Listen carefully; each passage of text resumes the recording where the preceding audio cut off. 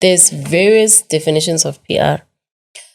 The textbook definition is that PR is a management or communication function between the company and its stakeholders. The stakeholders can be internal or external. When we talk about stakeholders, is how does the company communicate with its employees internally? How does the company communicate with its suppliers or customers, right, externally? But also, how does the company communicate to their consumers, the people that buy your service or your product? And how does the company communicate to the media? So that communication function is called public relations. It's how you relate with the public as a business, as a brand, and how you communicate to the public. And we have a term called target publics. So your target publics are your target audience, which is the people that you're supposed to communicate with. So you don't communicate with everyone. You target who are you communicating with. So I'll make an example that if you are running a service-related business, or let's say you've got a beauty product, right? You run a business that specializes in beauty products that take care of your skin. Maybe it's organic products. Your products have to determine who your audience is. And your products can determine that your audience is people who have black skin, right? That means it's the black audience. It can also determine if it's black women or black men or children. You know, your product can determine that. But then your company also can determine which communities does your product serve? Who are the employees that you're employing? Where do they come from? Right? So you can say that, okay, fine, because I have a factory in Springs. Yeah. My employees, 90% of my employees live within the East Rand area of Johannesburg. You still need to communicate with those people because they are your target audience. They may not consume your product, but they are still within the ecosystem of your business. So you need to communicate with them. So that's the professional way and the textbook version of defining public relations. There's an unprofessional way. Today, PR is about managing perceptions. So how people perceive you as a brand and how people perceive your business. And how you also think people perceive, how you need to manage the way they perceive it.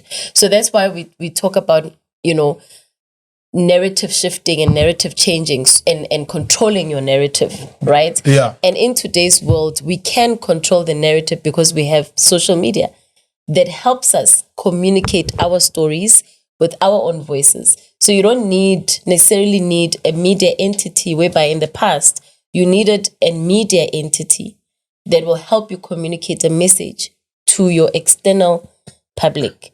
Now you can just go on your Insta Live and then you communicate to the people that follow you, who are your target audience, because they follow you because they bought into something while they're following you. There's something they like about you. So those are the people you're kind of responsible for. Yes. Or responsible to. Exactly. And I think today, PR is beautiful today because we do it every day without even knowing that you are relating to your public. So we do it you do it every day. What we're doing now, it's PR because we are communicating with the public, and it's beautiful because we are doing it consistently.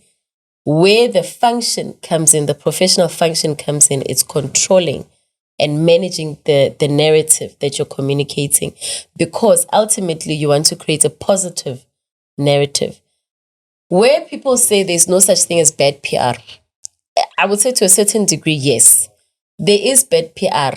It's how you change it and how bad PR can still be molded into good PR. Bad publicity can still be, you can still do some good out of it. But some bad publicity is bad. It stays there. But it's damaging, basically. It's damaging. Yeah. It's damaging, and it takes years to actually rebuild that reputation. But some, it can take, with the digital world that we're in, it can take a day or two. Is there a difference between one's reputation and one's image? No. They go hand in hand. Okay.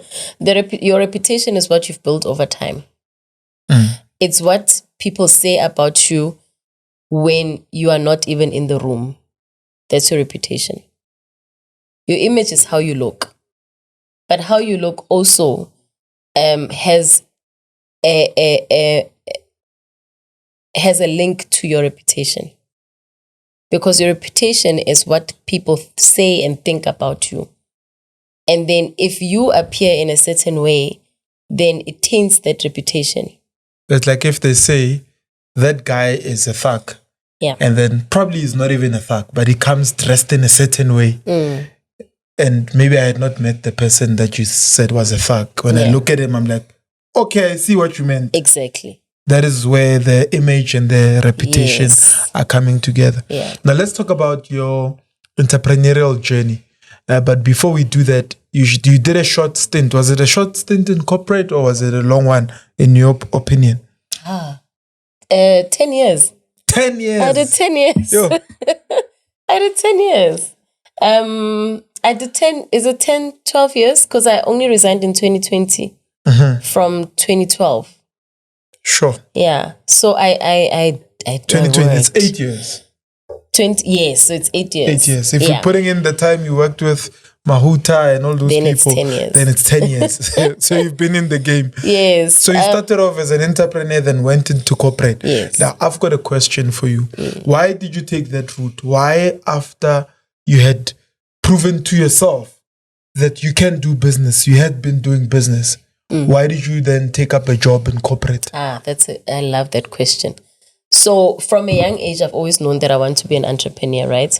And then it was only when I was sitting in a meeting with a Fitcook, DJ Fitcook, and Pepsi, and we were sitting in an NYDA meeting, and questions were posed to me, and I could not answer those questions because I was not equipped enough to answer boardroom professional questions. I didn't know how to do it.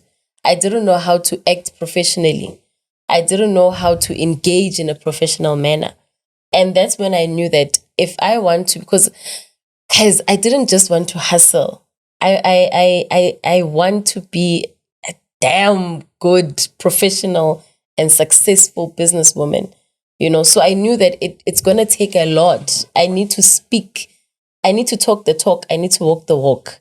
I need to be able to enter the room and still be able to engage with CEOs in a level that they can understand me.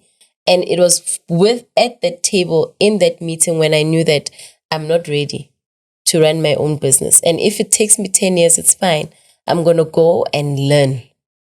And that's what made me to go look for a job. And when I started at Weber Shandwick. So could it mean that what you don't know can actually harm you? You know, when you say what you don't know won't harm you. I mean, obviously we mean it in a different context. Yeah. But could it mean that if you didn't know that you didn't know, you would have then did yourself a disservice to continue in entrepreneurship when you don't know? Yeah, I don't think, now I'm going to say I don't know if I was going to be successful or not.